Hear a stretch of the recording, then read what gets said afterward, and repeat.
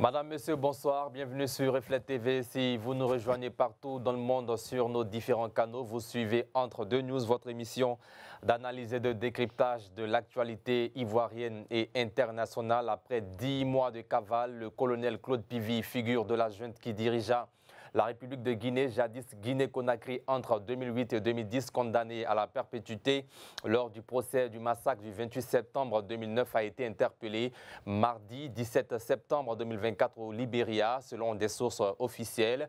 Claude Pivy se présentait comme le fugitif le plus recherché de la Guinée.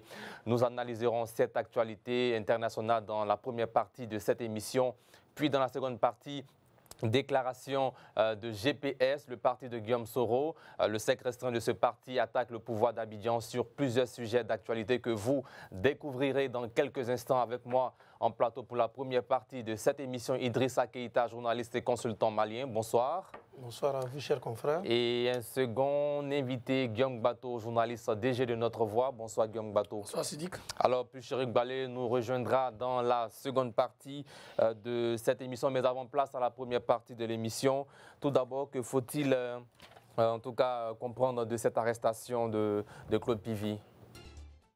Bonsoir et bienvenue à tous. Vous faites bien de suivre Entre deux News sur les antennes de Reflet TV. C'est du lundi au jeudi à partir de 20h15. Le 16 septembre 2024 marquait le premier anniversaire de la création de l'Alliance des États du Sahel AES, regroupant le Burkina Faso, le Mali et le Niger, 3 pays confrontés au terrorisme et dirigés par des militaires. Cette alliance est devenue par la suite une confédération. Que retenir de cette première année de l'AES en termes de résultats, bien sûr, de l'organisation?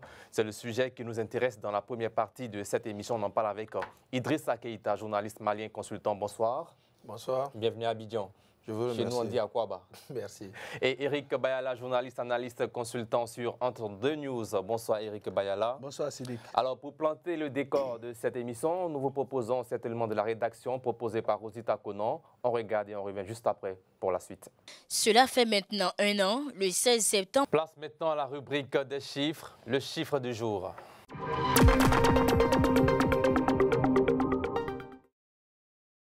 Alors, le chiffre du jour, c'est 22. C'est lié à l'histoire de la Côte d'Ivoire, à la date d'aujourd'hui également, 22. 22 ans que la rébellion... Bien sûr, il y a pas rébellion, mais il y a 22 ans, il y a 22 ans, il y a 22 ans, la date du 9 septembre 2002 marque l'histoire de la Côte d'Ivoire. Ce jour-là, ancien chef d'État, le général Robert Guèye, responsable du coup d'État de décembre 1999, est assassiné en tout cas le 19 septembre 2002. Le souvenir du 19 septembre 2002 reste ancré dans la mémoire collective ivoirienne et internationale comme un symbole de tragédie et de division. Pucherik Balé, réaction sur cette date qui a marqué toute la Côte d'Ivoire? Oui, c'est une date qui n'aurait pas dû exister. Malheureusement, elle a existé. C'est une page très noire de notre histoire. C'est vrai, il faut tourner la page, il faut aller de l'avant, mais il faut toujours faire en sorte qu'on puisse régler nos divergences politiques de façon démocratique. Les armes n'ont pas leur place dans le débat politique et dans le débat public.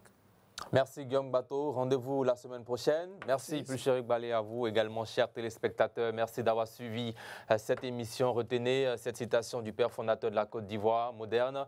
La paix, ce n'est pas qu'un vain mot, c'est un comportement. Que la paix soit votre quotidien, chers Ivoiriens. Nous n'avons qu'un seul pays, la Côte d'Ivoire. Portez-vous bien, que Dieu veille sur vous et sur la Côte d'Ivoire. Bonsoir.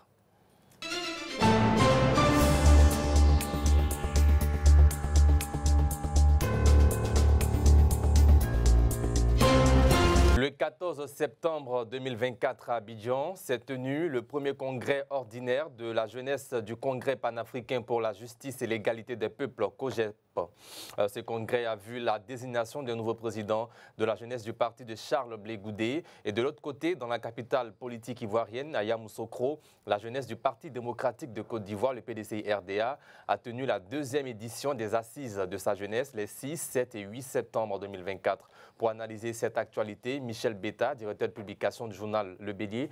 Bonsoir Michel Beta. Bonsoir Sidik. Merci de nous avoir rejoints. C'est moi qui vous remercie. Alors, les partis politiques de l'opposition, notamment le PDCI-RDA et le COJEP, préparent leur jeunesse pour les joutes électorales de 2025. Comment est-ce que vous réagissez d'abord face à tout ce qui arrive au sein de ces partis-là?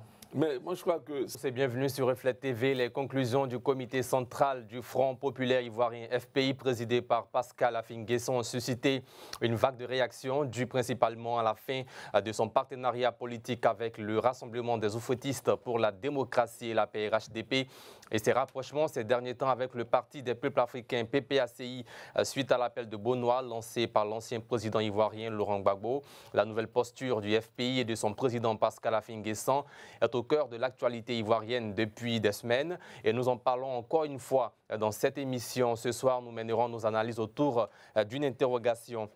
Pascal Affi-N'Guesson et le FPI sont-ils dans une stratégie électoraliste à côté de cette actualité? Bien sûr, nous toucherons pourquoi pas à des questions liées à la présidentielle de 2025 en Côte d'Ivoire. Pour en débattre, deux invités avec moi en plateau, Lianian Ferdinand, président de la jeunesse du Front populaire ivoirien. Bonsoir, président. Bonsoir, monsieur Sidik. Très heureux de vous avoir. Ben, moi aussi heureux d'être sur votre plateau. Et un second invité, Baudouin Yapo, membre du bureau exécutif national de l'UJRHDP, député suppléant d'Azagué et membre du bureau politique du RHDP. Bonsoir, honorable. Bonsoir, Freddy. Vous êtes là en tant que chargé de communication de l'UJRHDP, c'est ça? Bien, merci. Merci, heureux de vous avoir sur ce plateau. Moi aussi. Alors, pour ouvrir ce débat, première question adressée à Lianian Ferdinand. Est-ce qu'on peut revenir un peu sur les temps forts de la session ordinaire 2024 du comité central du Front populaire ivoirien, votre parti tenu le 7 septembre dernier? Merci, Sidik. Ouais, nous sommes disposés. Nous voulons utiliser votre chaîne pour dire la vérité aux Ivoiriens. Bien, la vérité, rien que la vérité. Les faits sont sacrés, chers téléspectateurs. Merci à vous, Sylvain Debailly. Merci, Guillaume Bateau. C'est la fin de cette émission. Merci de l'avoir suivi. Rendez-vous demain 20h15 pour le dernier numéro de la semaine. Portez-vous bien. Que Dieu veille sur vous et sur la Côte d'Ivoire. Bonsoir.